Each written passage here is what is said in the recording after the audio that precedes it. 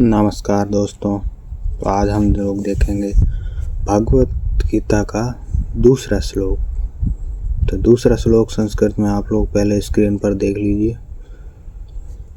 दृष्टता तु पांडवानीकं व्यूढ़ं दुर्योधनस्ता आचार्यमुपासंगे राजा वचनं विवर्त्य।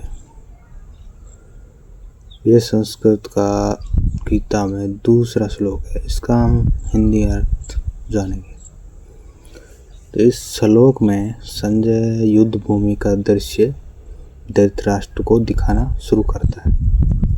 जैसे ही दुर्योधन पांडवों की सेना को सुव्यवस्थित, अनुशासित और रणनीति रूप से सजी हुई देखता है, उसके मन के भीतर भय और असुरक्षा उत्पन्न हो जाती है।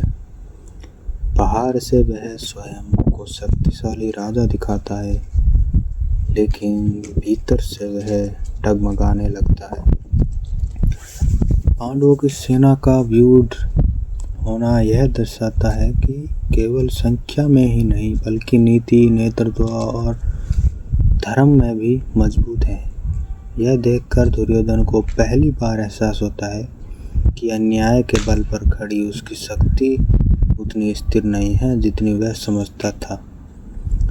दुर्योधन का सीधे युद्ध का आदेश देने के बजाय अपने गुरु द्रोणाचार्य के पास जाना बहुत कुछ कह जाता है। यह उसके आत्मविश्वास की कमी को दर्शाता है। जो व्यक्ति स्वयं को शक्तिशाली मानता है, वह दूसरों से आश्वासन नहीं मांगता, लेकिन दुर्योधन को अपने ही गुरु से समर्थन चाहिए।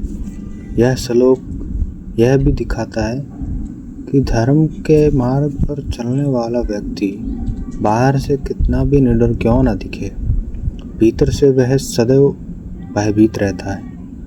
दूसरी ओर धर्म के पक्ष में खड़ा वह व्यक्ति बिना बोले भी अपने आचरण और व्यवस्था से प्रभाव डाल देता है।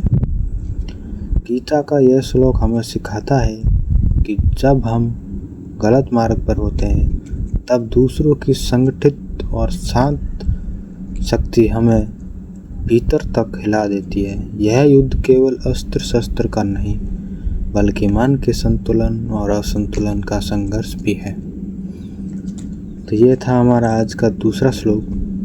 ऐसे ही मैं गीता के बहुत सारे श्लोकों को आपको हिंदी अर्थ में समझाऊंगा, इसलिए हमारे चैनल के साथ जुड़कर हमें सब्सक्राइब करिए